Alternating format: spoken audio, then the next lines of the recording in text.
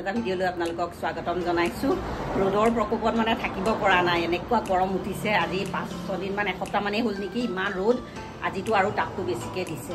আৰু এয়া খৰিচা শুকুৱাইছোঁ আৰু বেহুৱা অকণমানো সৰিয়হ ৰ'দত দি বনালোঁ। আৰু এতিয়া পিঠাগুড়িৰে কঁঠালৰ কেক এটা বনাওঁ। ৰেচিপিটো আপোনালোকৰ লগত মানে শ্বেয়াৰ কৰোঁ বুলিয়ে ভিডিঅ'টো আৰম্ভ কৰিছোঁ। ব'লক এতিয়া দেৰি নকৰি পাকঘৰলৈ যাওঁ, ৰেচিপিটো আৰম্ভ কৰোঁ। প্ৰথমতে মেজাৰমেণ্ট কাপৰ 1/3 কাপ চেনি লৈছোঁ। চেনিখিনি গুড়া কৰি লওঁ। চেনিখিনি এতিয়া গুড়া কৰি ল'লোঁ। বাউল এটা লৈছোঁ, চেনিখিনি দি দিছোঁ। এতিয়া ডাঙৰ মিক্সিৰ বাতি এটা লৈছোঁ, তাত এয়া কঁঠাল গুটিখিনি এৰুৱাই লৈছোঁ। কঁঠাল অলপ দি দিছোঁ। ইয়াৰ পিউৰি বনাই লওঁ। এইখিনি পিউৰি বনাই লওঁ। এইখিনি পিউৰি কৰি ল'লোঁ আৰু এতিয়া এইখিনি ছাইড কৰি থৈ দিওঁ। এয়া পিঠাগুড়ি লৈছোঁ, এইটো কাপেৰে 1.5 কাপ পিঠাগুড়ি লৈছোঁ। এয়া 1/2 কাপ ময়দাখিনিও ইয়াতে চালি দিম। এইখিনি 2 কাপ পূৰা হ'ল। 1.5 কাপ পিঠাগুড়ি, 1/2 কাপ ময়দা।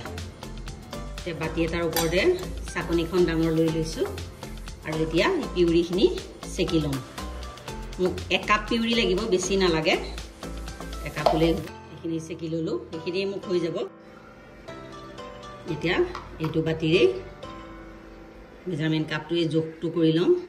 পূৰা 1 কাপ লৈছোঁ পিউৰি, চেনিৰ লগতে পিউৰিখিনি দি দিছোঁ। আৰু এতিয়া এইটো মেজাৰমেণ্ট কাপেৰে 1/2 কাপ ৰিফাইন দি দিম। পূৰা 1/2 কাপ লৈছোঁ। চেনি, কঁঠাল, ৰিফাইন ধুনীয়াকৈ লাহে লাহে এইখিনি 1 মিনিটমান মই পূৰা ফেটি ল'লোঁ। আৰু এতিয়া মই কাপ দৈ দিছোঁ। দৈটো ফ্ৰেছ দৈ ল'ব লাগিব। 1/2 কাপ দৈ দিছোঁ। এই বেটাৰটো মই 2 মিনিটমান ধুনীয়াকৈ ফেটি ল'লোঁ আৰু ইয়াত কোনো দৈৰ লম্পছ নাই। আৰু এতিয়া এয়া পিঠাগুড়ি আৰু ময়দাখিনি কমাই কমাই বেটাৰখিনিত মই ফেটি মিলাই লওঁ।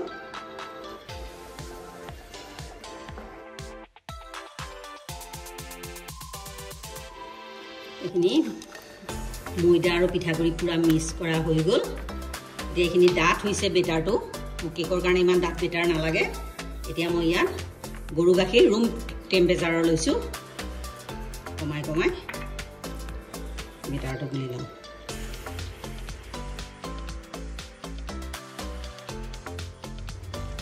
বেটাৰখিনি এইটো ঠিকতে হ'ব, এইটো জোখতে। আৰু মোৰ 1 কাপ গাখীৰ লাগিল, এৱা গাখীৰ।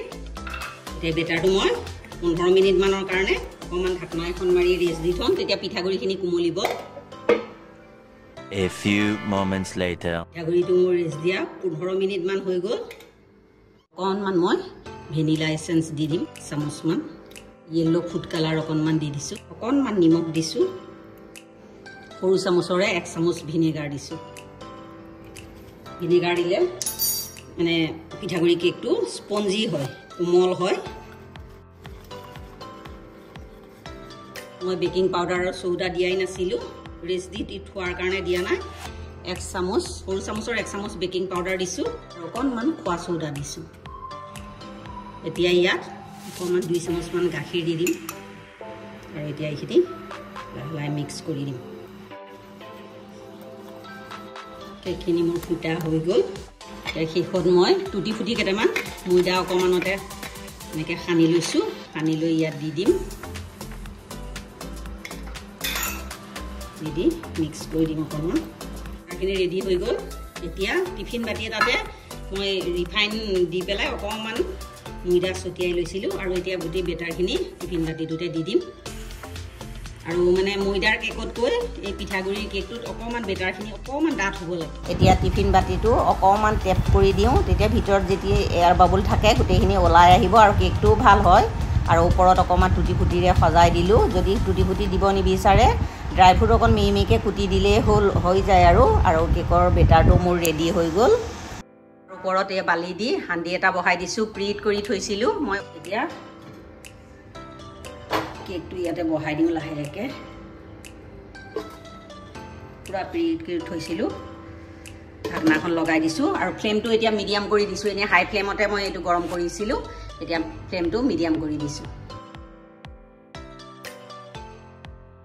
কেকটো বহোৱা পূৰা 45 মিনিট হৈ গৈছে। ফুলিছে, ছাইডবিলাক অলপ ফাটিছে।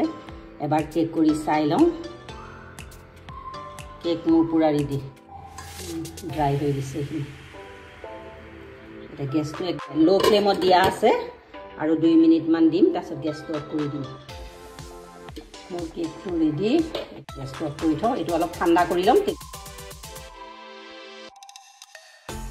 কেকটো আমাৰ ধুনীয়াকৈ অলপ ঠাণ্ডা হৈছে অলপ গৰম আছে এতিয়া মই প্লেট এখন দি